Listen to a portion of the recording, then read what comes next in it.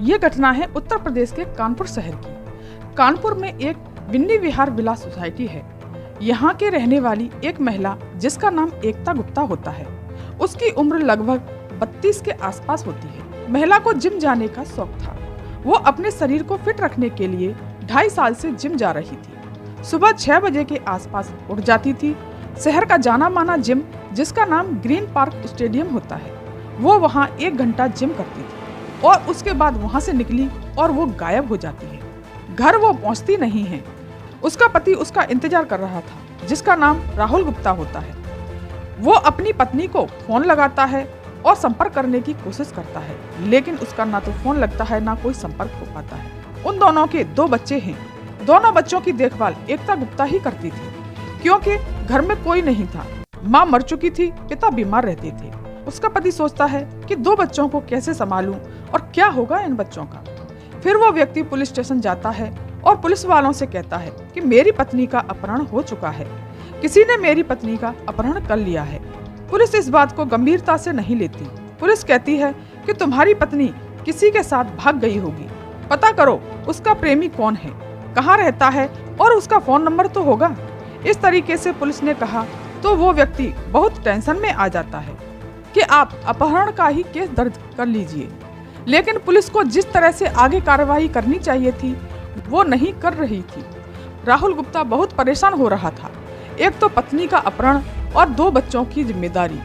फिर राहुल गुप्ता पुलिस से कहता है कि मेरे घर से ज्वेलरी और बहुत सारे पैसे गायब हैं। राहुल बहुत अच्छा पैसे वाला था, उसका खुद का एक बिजनेस था। पुलिस राहुल की बात नहीं सुन रही थी।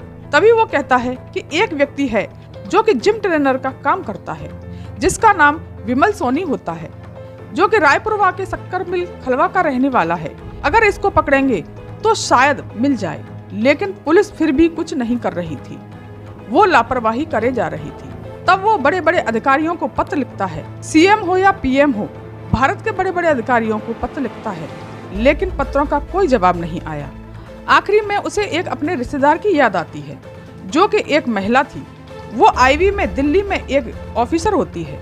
मेरी पत्नी काफी समय से गायब है, लेकिन पुलिस वाले कुछ भी नहीं कर रहे हैं। फिर वो लेडी ऑफिसर पुलिस को बार बार फोन करती रहती है। तब जा करके पुलिस ने कुछ टीम गठन की। एक आगरा, एक ग्वालियर और पंजाब, इन अलग अलग शहरों में टीम बना दी गई। धीरे धीरे समय बीत रहा था। 4 महीने का समय बीत जाता है और पता नहीं चलता।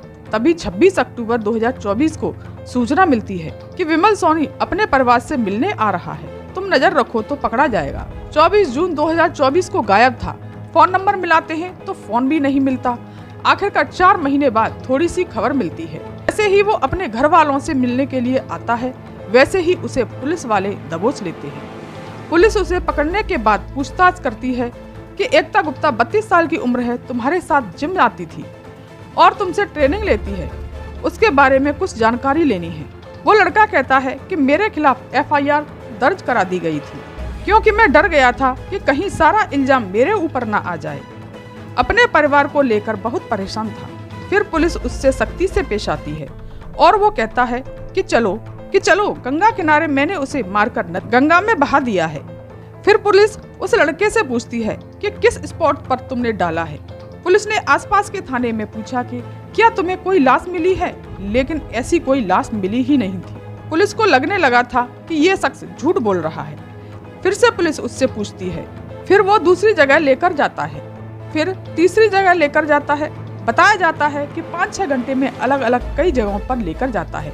पुलिस को लग रहा था कि ये बेकार में ही हमारा समय खराब कर रहा है। पुलिस फिर से उससे सख्ती से पूछती है तो जिम ट्रेनर टूट जाता है और फिर पुलिस वालों से कहता है कि आप मेरे साथ डीएम आवास चलो, कि क्यों हमें उनसे धमकवाएगा। वो कहता है कि नहीं, आप चलो तो सही। दरअसल ये जिम ट्रेनर बड़े बड़े अधिकारियों का क्लब बना हुआ था। वो उन लोगों को ट्रेनिंग दिया करता था कि आपको कैसे फिट रहना है, इसीलिए वहाँ पर उसका आना जाना लगा रहता था। बताया जाता है कि पिछले 10 साल से अधिकारियों के पास उठना बैठना था। तब डीएम साहब के आवास पर पहुंच जाते हैं। जब वहां जाकर पूछा कि कहाँ हैं, एक तरफ तो डीएम का घर है और दूसरी तरफ झाड़ियां उगी हुई थी। वहां लेकर के जाता है और कहता है कि यहाँ एक गड्ढा है, ये गड्ढा खोदिए। गड्ढा खोदने की बात आती है तो तभी मीडिया भी पहुंच जाती है। 26 अक्टूबर 2024 की रात 8 बजे उस गड्ढे की खुदाई की जाती है। 2-2.5 घंटे हो जाते हैं। 6-7 फीट गड्ढा खोदा जाता है तो सबसे पहले लोअर टी शर्ट मिलते हैं, फिर उसके बाद कंकाल मिलता है। 4 महीने पुरानी लाश थी। जब उससे पूछा कि ये कैसे हुआ तो वो बताता है कि 24 जून 2024 की सुबह 6 बजे के आसपास एकता गुप्ता ट्रेनिंग के लिए आई थी। दोनों आपस में बात करते हैं। वो कहता है कि आगे कार खड़ी हुई है, तुम कार के पास पहुंचो, मैं आ रहा हूं। उन दोनों में कहासुनी होने लगती है। वो महिला कहती है कि तुम शादी कर रहे हो, तुम्हारा तिलक हो रहा है, तुम कैसे इंसान हो कि कितनी महिलाओं से बात करते हो, कितनी महिलाओं से चक्कर चलाते हो, तुम मुझसे भी बात करते हो। इसी बात पर दोनों में ज्यादा झगड़ा हो जाता है और कहासुनी होने लगती है। इसी समय जिम ट्रेनर को बहुत तेज गुस्सा आ जाता है और वो महिला को एक घूसा मार देता है। घूसा एकता के गर्दन पर लगता है। वो वहीं बेहोश हो जाती है और गाड़ी में गिर जाती है। जिम ट्रेनर उसे उठाने की कोशिश कर रहा था, उसके हाथ पैर मल रहा था, उसकी नाक से खून बहने लगा। पता चला कि वो महिला मर चुकी है। वो समझ नहीं पा रहा था कि आखिरकार करे तो क्या करे। फिर वो सोचता है कि जहां अधिकारियों को ट्रेनिंग देता है सीधा उसी जगह चला जाए। सीधा उसी जगह लाश को लेकर के जाता है और डीएम साहब के आवास के पास बिल्कुल बगल में उन झाड़ियों को हटाता है और 7 फीट गड्ढा खोदता है और उस लाश को वहीं पर गाड़ देता है और वहां से दूर चला जाता है।